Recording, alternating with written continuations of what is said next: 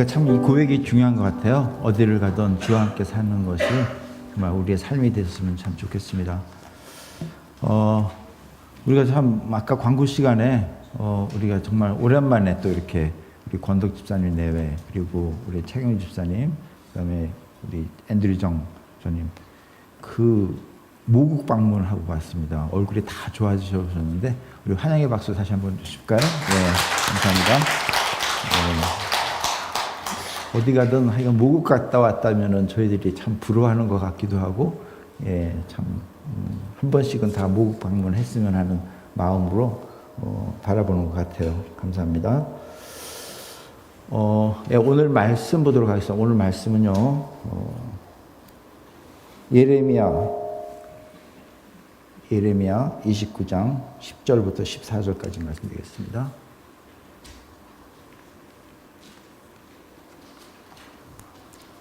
예레미야. 자, 오늘 파워포인트 준비했는데요. 함께 교독하도록 하겠습니다. 여호와께서 이렇게 말씀하셨습니다. 70년 동안은 바빌로니아가 강한 나라가 될 것이다. 그 기간이 지난 뒤에 내가 너희를 찾아가 예루살렘으로 데려오겠다고 한 내 약속을 지키겠다.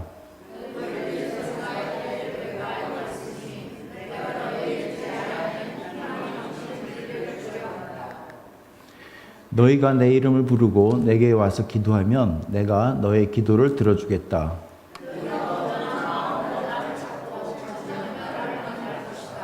네, 함께요. 내가 너희를 만나주겠다. 나 여호와의 말이다.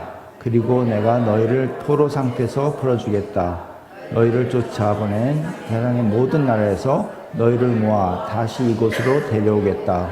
나 여호와의 말이다. 아멘.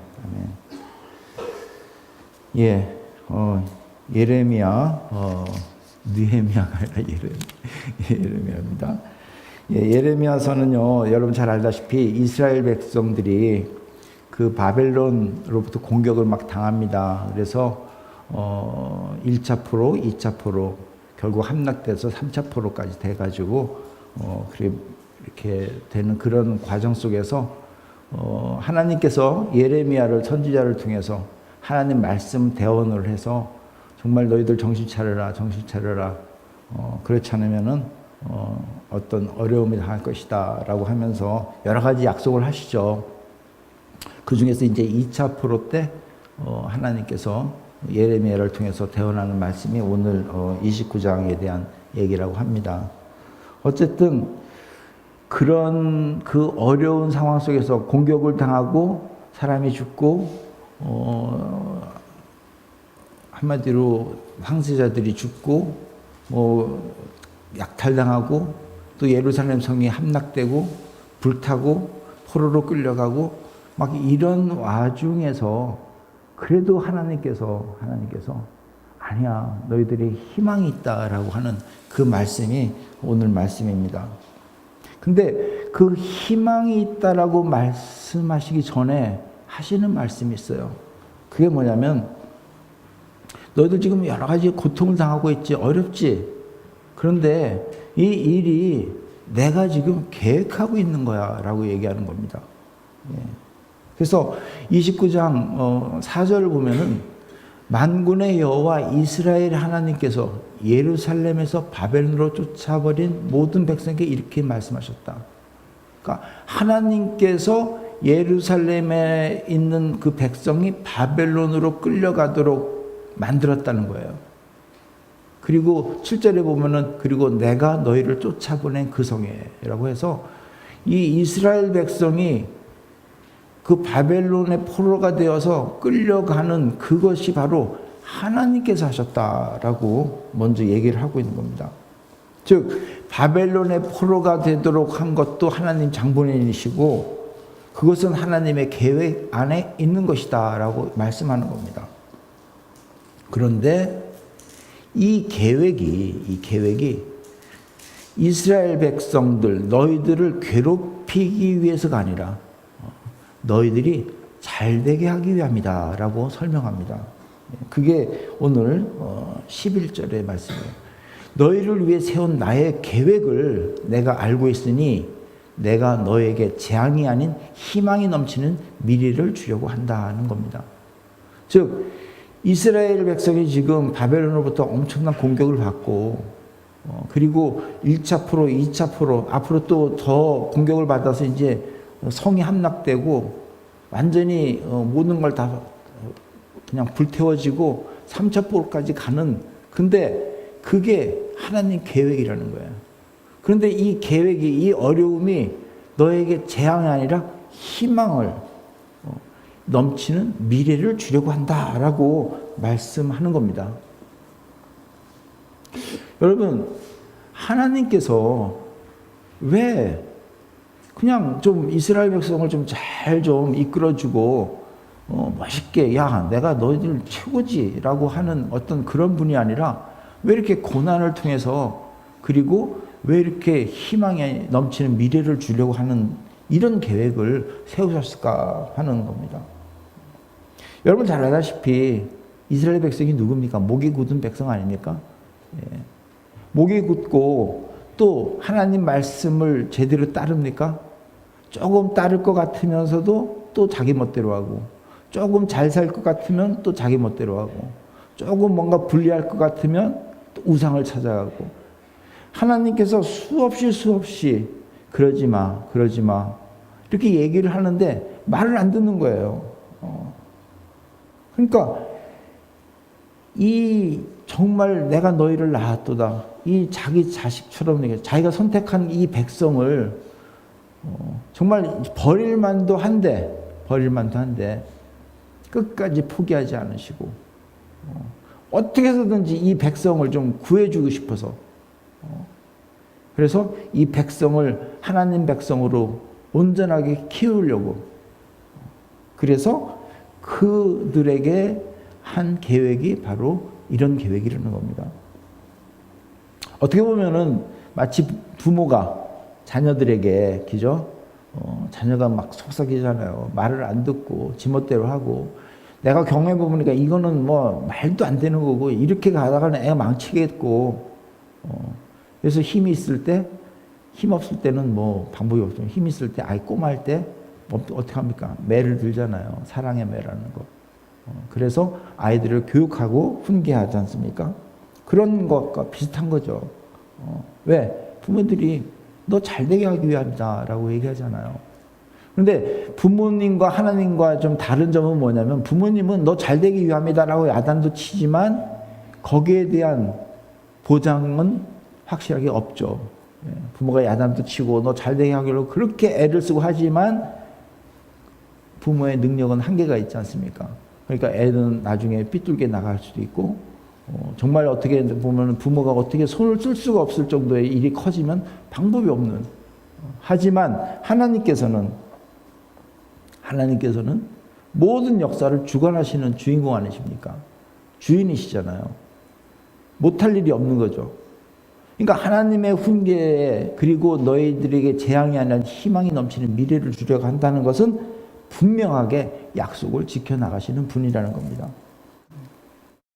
그런데 그러기 위해서 하나님께서 여러 가지 계획을 세우시는데 우리에게는 때로는 고난이 찾아오는 거죠. 여러분, 사람들에게 고난이라는 건 항상 있습니다. 고난 없는 사람이 있습니까? 모든 사람이 고난이 있잖아요. 오늘도 저희가 전혀 생각하지 않던, 어쨌든 외국분이 오셔서 뭔가 고난을 호소하는, 어쨌든 그 고난이 있는데 그 원인이 있다는 거. 원인을 크게 이제 세 가지로 분류하는데요. 첫 번째는 오늘 말씀처럼 하나님의 백성, 정말 나쁜 버릇을 고치기 위해서 하나님께서 계획하고 주시는 고난을 얘기하죠. 이런 고난은 이스라엘 역사를 통해서 여러분 우리가 확인합니다. 뭐 이스라엘 역사 자체가 그런 고난 연속이잖아요. 뭐 출애굽해서 광야 40년 동안 가는 것 자체가 이들을 훈련하기 위함이고, 오늘 본문 내용도 마찬가지. 이스라엘 민족이 하도 말을 안 들으니까 버릇을 고치기 위해서 고난을 계획하신 거라고 말씀하는 겁니다. 그래서 말씀 보면은 파워포인트 안 넘어가네요. 18절, 19절에 보면은 내가 전쟁과 굶주림과 무서운 병을 보내요. 무서운 거죠, 이게. 그들을 세계 온 나라 중에 역겨운 백성으로 만들겠다는 겁니다. 그들은 백성들의 저주와 놀림과 웃음거리와 부끄러움이 될 것이다. 그들은 내가 쫓아낸 온 땅에서 비웃음을 당할 것이다. 아무리 부모가 자식을 훈계한다 그래도 저렇게까지는 할 수 있을까라는 생각하는데 하나님께서는 아주 단호합니다. 아주 단호하게 말씀합니다. 그러면서 뭐라고 하냐면 19절에 이는 내 종 예언자들을 거듭 보내어 내 말을 전하게 했으나 그들이 내 말을 듣지 않았기 때문이다. 나 여호와의 말이다 라고 하는 겁니다. 말을 오죽 안 들었으면 저렇게까지 해서 정말 그들을 좀 돌이키게 하려고 하는 그런 거죠. 그러면서 뭐라고 하냐면 하나님께서 제발 좀 내 말 좀 들어. 그래서 그러므로 내가 예루살렘에서 바벨론으로 쫓아낸 너희 포로들아 너희는 나 여호와 말을 들으라 라고 말씀하는 겁니다. 참 말을 안 들어서 당하는 고통, 고난 정말 할 말 없죠. 빨리 돌이켜야 되겠죠. 빨리 하나님께 돌아가야 되겠죠. 근데 우리 주변에 보면은 참 여러 가지 고난들이 있습니다. 사실 코로나가 생기면서 이거 혹시 하나님께서 우리에게 뭔가 주시는 사인 아니야? 뭔가 하나님이 우리에게 주시는 신호 아니야? 라고 생각하는 사람들이 참 많았습니다. 하지만 모르죠. 그건 모르는 겁니다. 왜냐하면 고난이 여러 가지가 있으니까요. 어쨌든 우리 주변에 하나님께서 매라고 생각되는 그런 고난이 있으면 우리가 뭐죠? 하나님께서 빨리 알아서 가능하면 매를 더 심하게 맞기 전에 하나님 말씀대로 살아가시는 것이 중요한 겁니다. 오늘 말씀은 사실 하나님께서 그런 뜻으로 고난을 주는 거죠. 하지만 그 고난은 다른 고난일 수도 있고 또 어떤 다른 형태의 고난일 수도 있다는 거죠. 그래서 두 번째 고난이 뭐냐면은 하나님께서 믿는 자에게 시험하기 위해서 대표적으로 욥의 고난이죠. 욥의 고난. 여러분 잘 알다시피 욥에 어떻게 해서 고난을 당했습니까? 성경 말씀 그대로 제가 읽으면은 무슨 말인지 알 거예요. 사탄이 온 세계를 돌아다니고 왔습니다. 그래서 하나님께서 너 뭐 봤니? 그러니까 뭐 여러 가지 봤다고 하니까 여호와께서 사탄에게 내가 내 종 욥을 주에서 봤냐? 너 욥 봤어? 욥처럼 흠없고 정직하며 하나님을 경외하고 악을 미워하는 자는 세상 어디에도 없다라고 말씀하시는 겁니다. 세상을 돌아보고 왔는데 하나님께서 욥을 자랑하는 겁니다. 얘는 너무너무 난 자랑하고 싶은 애야. 너 걔 봤어? 라고 하니까 사탄이 뭐라 그러죠? 사탄이 말했습니다. 욥이 아무런 이유 없이 하나님을 경외한 줄 아십니까? 주께서 욥과 그 가정과 재산을 늘 지켜주지 않으셨습니까? 주께서 그가 하는 일마다 복을 주셔서 부해진 것입니다. 욥이 잘 살고 잘 먹고 잘 사니까 하나님을 경외하고 믿는 것 같지 그에게서 하나님께서 손을 내밀어서 다 뺏어가 보십시오. 그러면 아마 욥은 하나님을 저주할 것입니다. 여태까지 고난을 받지 않아서 그렇지 고난 당해 보십시오. 고난 당하면 하나님을 멀리할 겁니다. 라는 얘기죠. 그러니까 하나님께서 뭐라 그러죠? 허락합니다. 여호와가 사탄에게 말씀하셨습니다. 좋다. 그가 가진 모든 것에 대해서 내 마음대로 시험해봐라. 하나님이 시험을 허락하십니다. 그러나 그의 몸에는 손대지 마라. 즉 목숨만큼은 건들지 마라. 라고 하면서 사탄은 곧 여호와 앞에서 떠나가면서 욥이 이제 말도 안 되는 여러 가지 고난들을 당하게 됩니다. 이거는 뭐 잘못해서 하나님께서 매를 든 게 아니라 하나님이 너무 그 사람을 신뢰하고 그 칭찬하고 그 믿음을 자랑하는데 사탄이 아니다. 고난을 당하면 하나님을 버릴 것이다 라고 하니까 그래 한번 네가 해봐 라고 해서 하는 테스트용 고난. 사실 우리 주변에 정말 저분 저렇게 믿음 좋은 사람이 왜 고난을 당하지? 또 많은 선교사님들, 또 많은 그 주님의 일을 하는 앞장서는 분들 전혀 생각하지 않는 그런 고난들을 당합니다. 예. 우리가 항상 그 땡스기빙 데이 때 또 많은 예화를 들은 손양아 목사님, 이렇게 많은 사람들을 위해서 열심히 하시는데 그냥 아이들이 그 통살당해서 죽게 되는 뭐 하여간 그런 고난들. 정말 하나님이 어디까지 시험하실 것인지 정말 이해가 하지 못할 정도로 하나님의 시험 대상이 돼서 고난을 받는 경우가 있다는 겁니다. 또 다른 고난이 있어요. 그건 뭐냐면 사단으로 하여금 받는 고난입니다. 무슨 말이냐면 하나님의 계획이 진행되는데 사단이 그것을 방해하기 위해서 고난을 당하는 경우. 즉 사단이 개입돼서 사람에게 어려움을 주는 겁니다. 요셉을 보면 잘 알 수 있죠. 요셉은 하나님께서 그에게 꿈을 꾸게 하시잖아요. 하나님의 계획을 얘기하잖아요.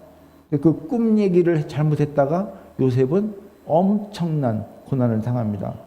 여러분 잘 아시다시피 창세기 37장 5장 요셉의 꿈을 꿨습니다. 요셉이 그 꿈 이야기를 형들에게 들려주자 형들은 요셉을 더 미워했습니다. 사실 이거는 하나님께서 요셉 형제들에게 뭐 이렇게 시켜서가 아니라 사단이 요셉 형들에게 어떻게 개입돼 가지고 그 꿈을 이루지 못하도록, 심지어는 형제들이 요셉을 죽이려고 하는, 그리고 노예로 팔려가고, 심지어 요셉은 하나님 앞에서 죄를 지을 수 없다고 그 보디발의 아내를 유혹에도 이겨나가는데도 거기서 하나님이 칭찬해 주는 것이 아니라 오히려 감옥에 갇히는, 여러 가지 하나님의 계획을 이뤄나가는 그 요셉 앞에서 사단이 개입돼 가지고 여러 가지 고통을 당하게 되는 그런, 어쨌든 이런 모든 것은 하나님이 하셨다는 것보다도 사단이 방해하는 거죠. 근데 제가 세 가지 고난을 얘기했지만, 즉 자기 잘못으로 오는 고난, 또는 하나님이 시험하는 고난, 또는 하나님의 계획을 방해하는 고난, 이 모든 것들 어떤 상황이든 모두 다 하나님 뜻 안에 있다라고 저희들은 고백을 합니다. 왜?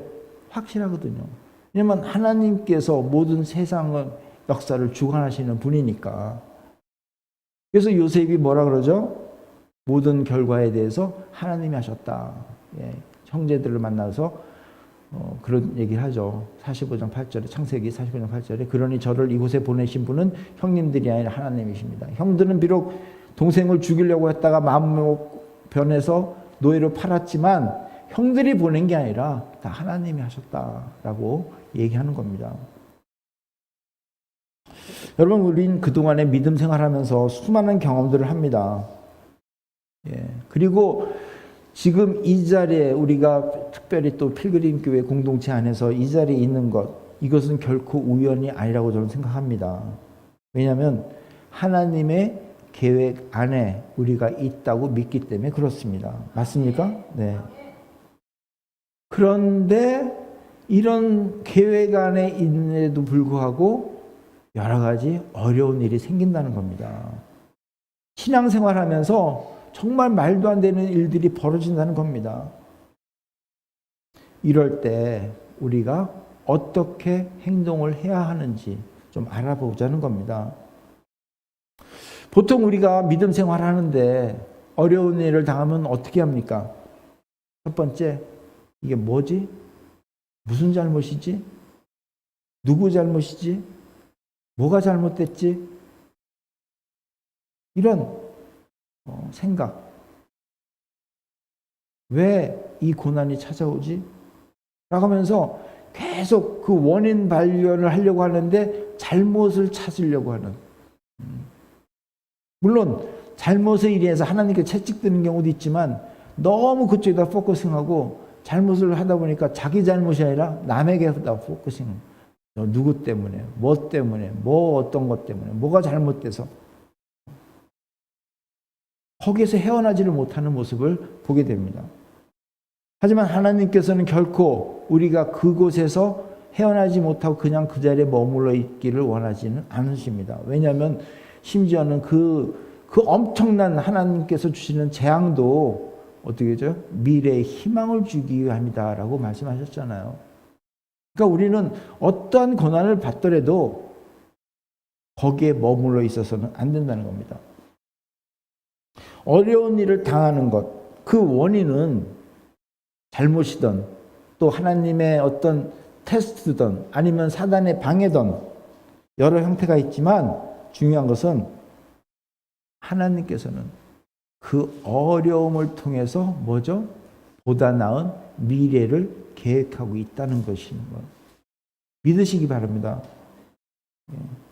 어떤 어려움이 있더라도 하나님께서는 그것보다 지금 상황을 통해서 지금보다 더 나은 미래, 희망에 대한 미래를 계획하고 계시다는 겁니다. 그럴 때 바로 요셉의 고백처럼 바로 하나님께서 나를 여기까지 이끄셨습니다라고 고백하는 겁니다. 즉 모든 것을 하나님이 하셨다는 그 고백은 어떤 상황도 견디어 이겨나가서 그 상황에서 벗어나서 보다 더 나은 삶을 내가 꾸려나갈 때 그 고백이 나올 수 있다는 겁니다. 여러분, 우리가 어떤 고난의 현장에 머물러 있지 말고 오직 하나님께 달려가서 또 하나님의 계획을 듣고 자신이 해야 할 일이 무엇인지를 하나님께 물으면서 그 고난에 나오는 우리 모두가 됐으면 좋겠습니다.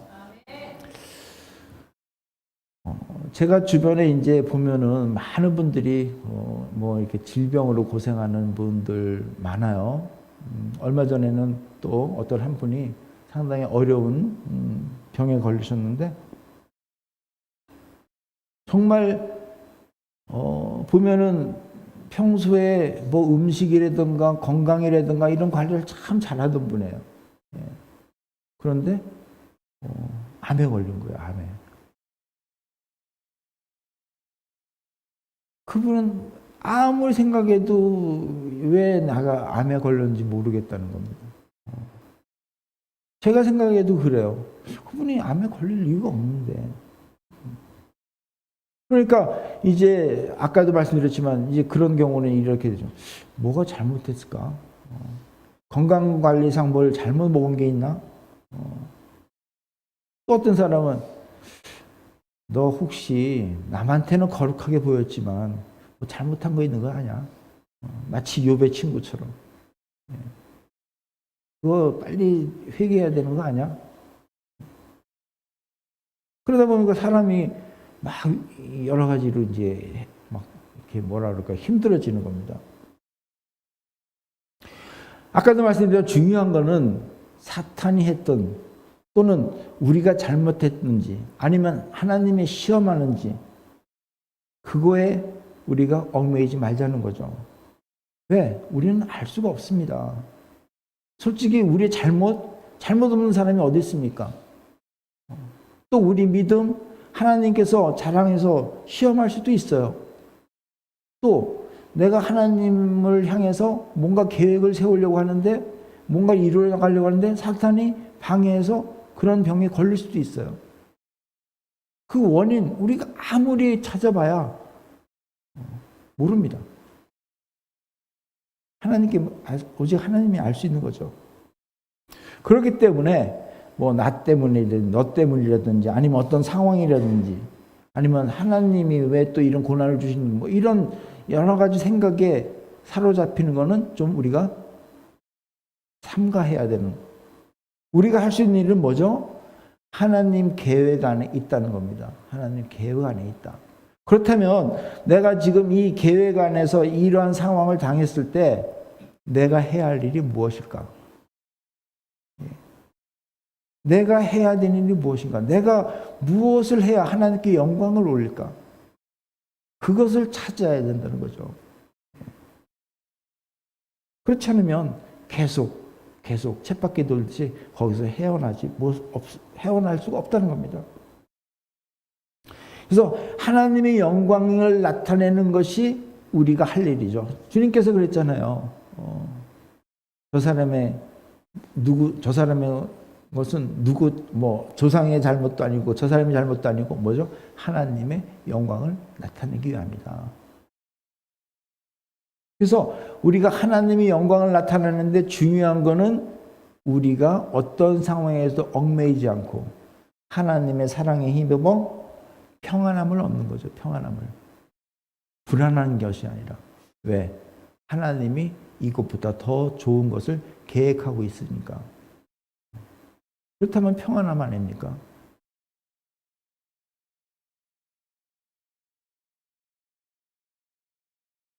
내일인가요? 모레인가요? 지금 미국이 아주 그냥 떠들썩하죠. 슈퍼로또인가요? 뭐죠? 파워, 하여간, 어마어마한 돈이 지금 걸렸어요. 예. 그런데 어떤 분이, 항상 어렵던 분이 갑자기 그냥 생기가 불었어요. 했더니 그거 샀다는 거예요. 예. 하면서, 말은 그래요. 이거 당첨되지는 않을지도 모르지만, 그래도 내가 당첨되면, 자, 계획들이 굉장히 많아요. 그 순간은 굉장히 기뻐하는 것 같아요. 그 순간은 당첨 난 다음에 또 낙담하겠지만 당첨되기 전까지는 이 사람 마음이 굉장히 평안한 거예요. 여러분, 그렇다면 우리가 파워 그 복권보다도 하나님이 못 하시겠습니까? 하나님께서 우리를 향한 계획이 그것보다도 못 하겠습니까? 하나님에 대한 그 생각과 그 하나님의 계획을 바라보고 하나님의 그 미래에 대한 그 보다 나은 행복, 보다 나은 어떤 것을 위해 생각한다면 우리는 마음의 평안함을 얻어야 된다는 거죠. 그래서 아까도 말씀드렸지만 이겁니다.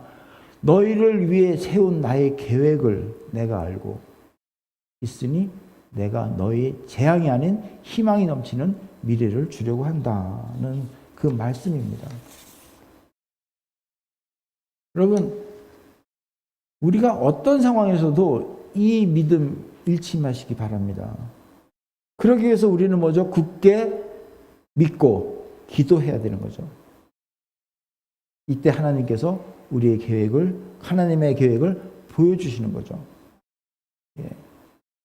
여러분, 이스라엘 민족은요, 그 고난의 과정을 통해서요, 창대한 민족으로 키워지고 있다는 것을 믿으시기 바랍니다. 또 요셉은요, 그 고난의 과정을 통해서 이집트의 지도자가 되었습니다.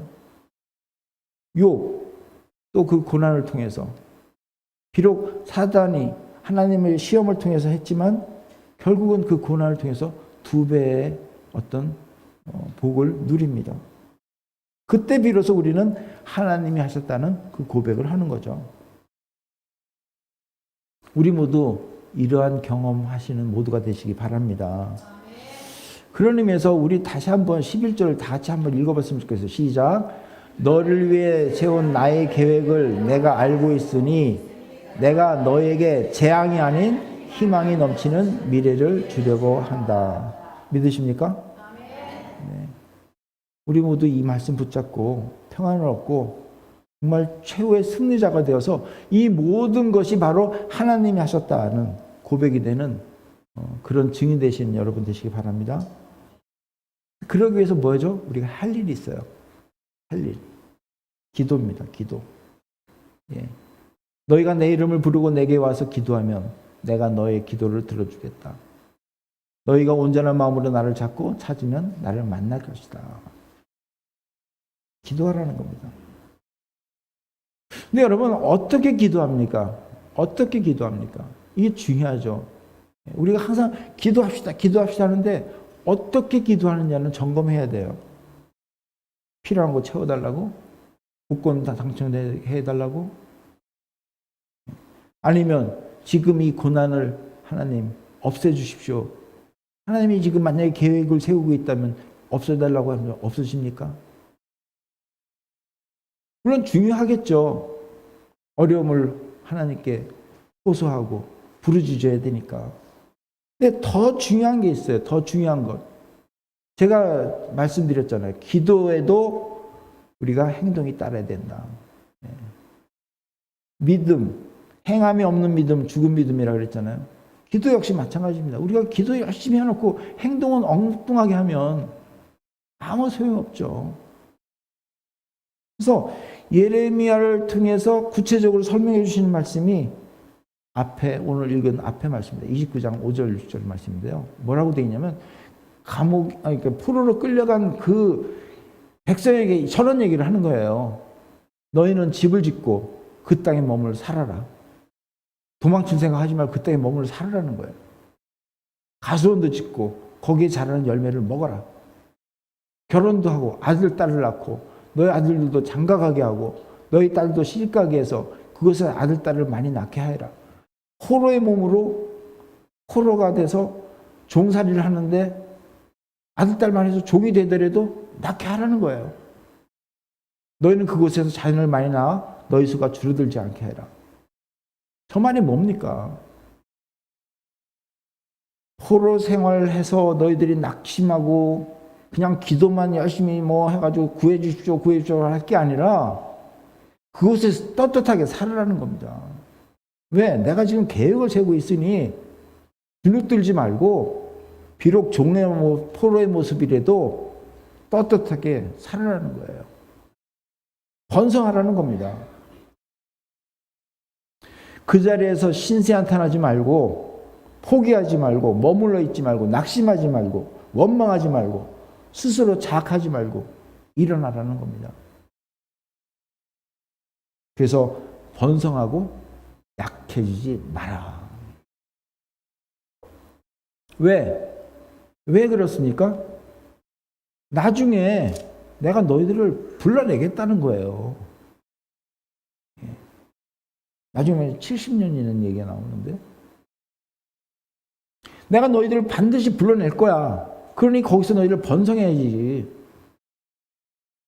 여러분 불러냈는데 빼짝 마르고 먹지도 못하고 기죽기죽해가지고 힘도 없이 그러면 그 불러내서 뭐합니까? 하나님이 나 이렇게 만들어서 이렇게 할 겁니까? 아니죠. 언젠가는 하나님께서 그들을 세워서 이렇게 세울 텐데 나 그동안에 이렇게 튼튼해졌어. 이거 보여주라는 겁니다. 그래서 그 약속된 날에 기쁨을 마음껏 누려라 하는 것입니다. 이걸 위해서 기도하라는 거예요. 이걸 위해서. 여러분 고난을 받고 있습니까? 고난을 받을수록 더 튼튼해져야 돼요. 그래서 하나님이 미래를 향한 약속 그것을 보는 날 나 이 고난을 이렇게 이겼어. 비록 사탄이 나를 방해했어도 비록 내가 잘못한 거 하나님께 혼났어도 내가 뉘우치고 더 건강한 모습으로 지금 이 자리에 왔어. 이 모습을 보이라는 겁니다. 그걸 위해서 기도하는 여러분 되시기 바랍니다. 그래서 더 구체적으로 얘기하면 좀 더 다른 것도 요구하십니다. 7절입니다. 그리고 내가 너희를 쫓아보낸 그 성에 평안이 임하도록 기도하고 너희가 살고 있는 성을 위해 여호와께 기도하라. 거기서 너희들 잘 번성하고 잘 먹고 잘 사는데 너희를 괴롭힌 그 바벨론 그들을 위해서도 기도하라는 겁니다. 왜? 그 성이 평안해야 너희도 평안할 것이다. 하나님께서 원하시는 것은 우리의 마음의 평안입니다. 그렇다면 너희 평안을 위해서 기도하라는 겁니다. 비록 상대방이 너를 포로로 붙잡아가고 너희 나라를 불태우고 너희들을 힘들게 했지만 그들을 위해서 기도하라는 겁니다. 하나님이 누군지를 보여주라는 겁니다. 여러분 참 저거 쉽지가 않습니다. 지금 내가 고난을 받고 있어요. 누군가를 위해서 고난을 받고 있습니다. 누군가 나를 힘들게 합니다. 그런데 그를 위해서 평안을 우리가 기도하고 그를 위해서 평안을 선포하라는 거예요. 여러분, 하나님의 계획 안에 있다면 하나님이 허락하신 사람입니다. 그렇다면 그의 평안을 위해서 기도하라는 거예요. 비록 하나님께서 하나님의 계획 아래 바벨론을 이용해서 이스라엘을 혼내주고 있지만 그 나라가 평안해야지 이스라엘 민족도 평안해질 수 있다는 것이죠. 중요한 말씀입니다. 여러분, 우리는요, 나를 힘들게 하거나 나를 공격하거나 여러 가지 정말 힘들게 한 그 사람을 위해서 증오하지, 미워하지, 그 사람에게 복을 빌어주지는 않습니다. 그런데 그렇게 되는 것은 결과는 악순환이죠. 악순환입니다. 내가 그를 미워하는데 어떻게 그 사람이 나를 평안을 줄 수가 있겠습니까? 오히려 평안을 줘도 나를 공격할 수도 있는 사람이기도 한데요. 하지만 하나님께서 말씀하신 그 평안을 위해서 기도를 하고 그 평안을 위해서 만약에 우리가 노력을 했다면 만에 하나 그 사람이 변화되면 하나님의 가족 한 명 더 우리가 찾는 결과가 됩니다. 하나님이 기뻐하시는 거죠. 하나님의 뜻입니다. 그렇기 때문에 우리도 평안을 위해서 정말 그들의 평안도 빌 수 있는 우리 모두가 되시기 바랍니다. 여러분, 요셉이 바로 그런 인물 아니었습니까? 요셉을 힘들게 하는 사람에 대해서 요셉은 어떻게 대했습니까? 등을 돌리거나 그를 공격하는 것이 아니라 끝까지 그를 안아주고 섬기는 모습을 보여줍니다. 결국 그를 통해서 하나님의 영광이 나타나죠. 요셉이 복의 통로가 되는 겁니다.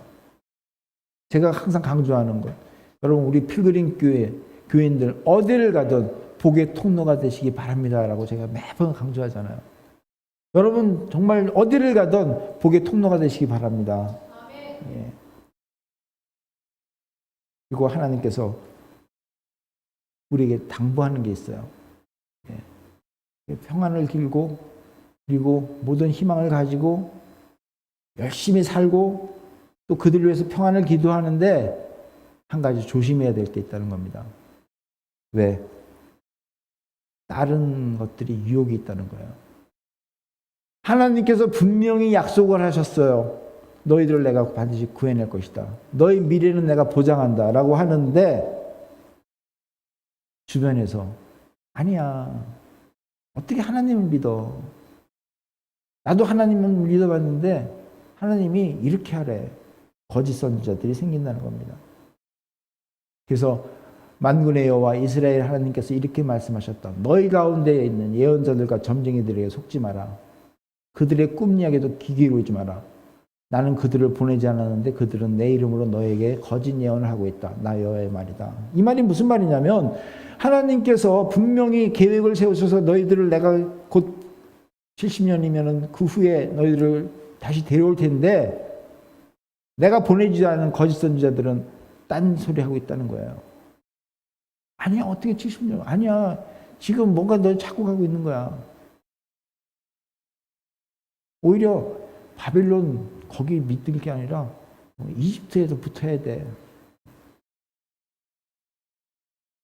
하나님의 계획을 뒤엎어버리려고 하는 거짓 선지자들. 오늘날 얘기하면 하나님 약속을 어떻게 믿어?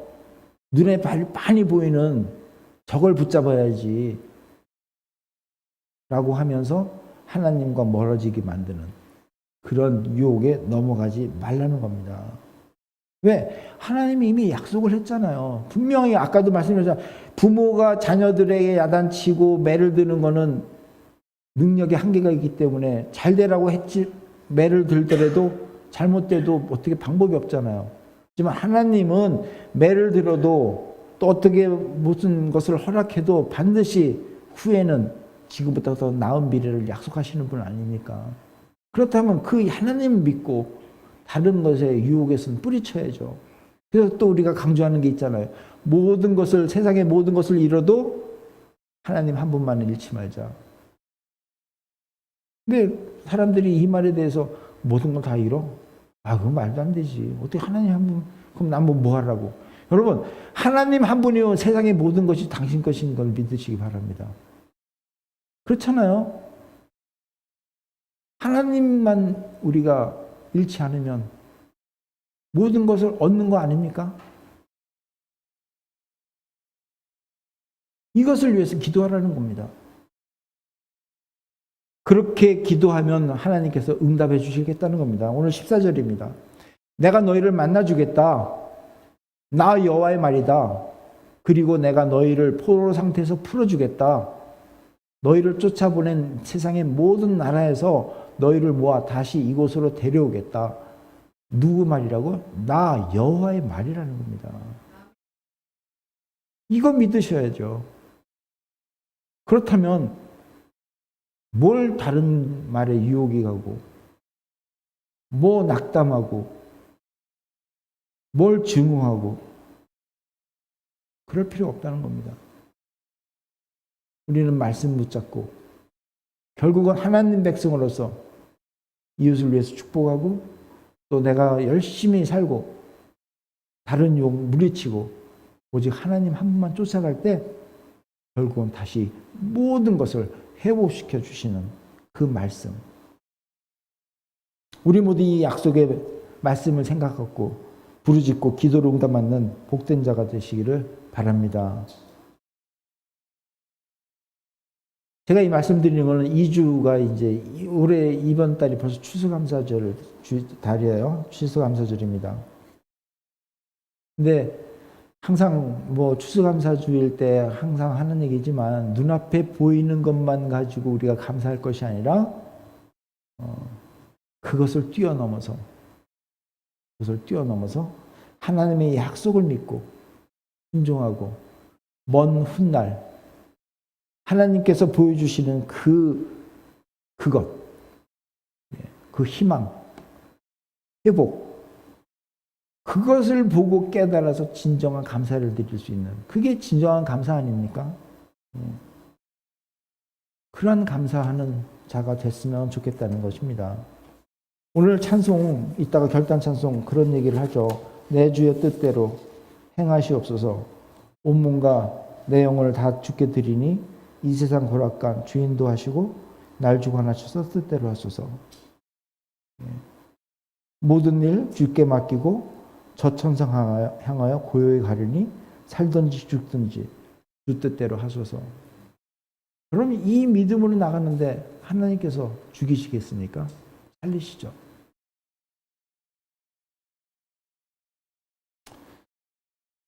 우리의 진정한 감사는요, 하나님의 뜻을 알고 그 뜻대로 살면서 그 뜻을 이룰 것에 대한 진정한 감사가 되어야 된다고 봅니다.